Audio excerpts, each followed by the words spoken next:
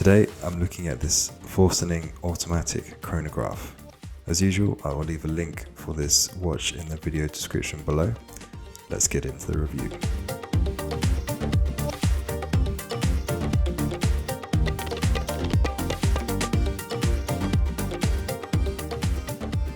Just quickly guys, before we get into the review, 94% of viewers aren't subscribed to the channel.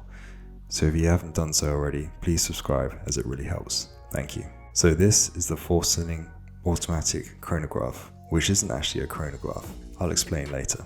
But first of all, let's have a look at the specs of this watch. The watch comes in at 40mm with a case thickness of 13mm. Has a lug width of 22mm and features a hardlex crystal. It has a water resistance of 30 meters. It features an automatic movement, and the watch cost me just over £30 including VAT. So upon first inspections, this watch would appear to be a chronograph, but technically it isn't. So let's take a closer look at this watch. So taking a closer look at this dial, you can see we have a nice light beige color. In the center of the dial, you have the tachymeter or the minute track running around the outside in a dark brown color, and then the two sub-dials are also dark brown. You have Forsining at the 12 o'clock position and then automatic down at the 6 o'clock position. And then you have a date window also. Now I will say that the date window is really small. They could have done with making this bigger, as it is quite hard to read the date. So I mentioned earlier that this watch is a chronograph but isn't a chronograph. So as you can see, it's automatic, but the chronograph pushers don't actually function the seconds hand. So you'll see when I push the pushers here, it doesn't do anything to the seconds hand. So what we actually have is the sub-dial on the left is the day of the week, and then the sub-dial on the right is the month. So for example, today is Saturday, so I would change the left sub-dial to 6. And the current month we're in is obviously March, so I would change this to 3. So it is quite a nice complication, but is it a useful complication? I don't know about you, but most of my chronographs, I don't tend to use the tachymeter complication. So does this complication make more sense? You get the look of a chronograph, but not the price tag or the function of a chronograph. It's an automatic, which is nice. I'm not sure what movement it features, but turning it over to the case pack, you have the open case pack with an unsigned rotor, and then you have the usual specs going around the outside. Taking a close look at the finishing of the watch, I'm pretty sure this watch isn't stainless steel for this price point. You do have a number of finishes on this watch, so you have brushed finishes on the side of the case and highly polished pushers. In between the lugs you have a satin finish, and then on the top of the bezel here you do have a highly polished bezel.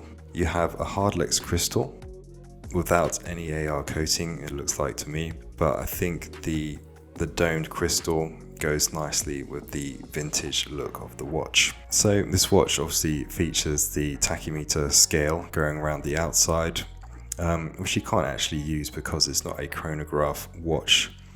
So you might be thinking, well, what is the point of this watch? I think if you take it at face value, it's a nice looking watch and an automatic, and you're looking for something that looks like a chronograph, then I think this is a perfectly nice watch. It comes with a leather strap with beige stitching, and it is contrast yellow on the bottom, and you have an unsigned clasp. The strap is perfectly nice, it's quite soft, and you probably could leave it on this strap. It has a 22mm lug width.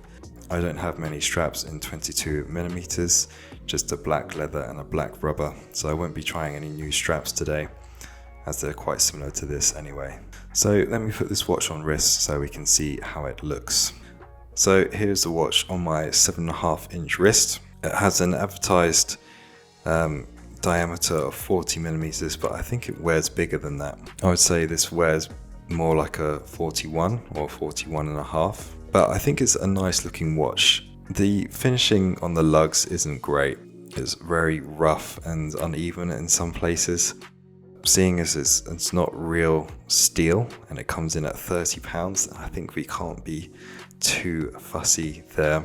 But I think even though it's not a real chronograph, it obviously looks quite nice, and I like the muted tones of the light brown and dark brown. It has a very nice vintage feel. I think actually this watch on a nice brown leather strap would look really cool. It doesn't really bother me that it's not a real chronograph. As I said earlier in the video, I don't tend to use the chronograph function much, so it doesn't really bother me that the chronograph doesn't function. Like I said, if you want a watch that just looks like a chronograph and doesn't cost much and that's automatic, then this is a nice little option. So let me know what you think of this one, guys. I quite like it. If you just take it at face value, that's just a nice looking watch with nice colours, then I think it's good. And with £30, you can't really complain. In some ways, I quite like the function of the day of the week and month. It's not really that useful, as most people know what day and month it is, but it's something a bit different. I think the size might put some people off. It might be better as like a 38 or a 39, but I think 40mm will fit most wrists. Would you get this watch for £30? As usual, I'll leave a link for it in the video description below. If you haven't subscribed already, please do so as it really helps, and I'll see you in the next video. Thank you.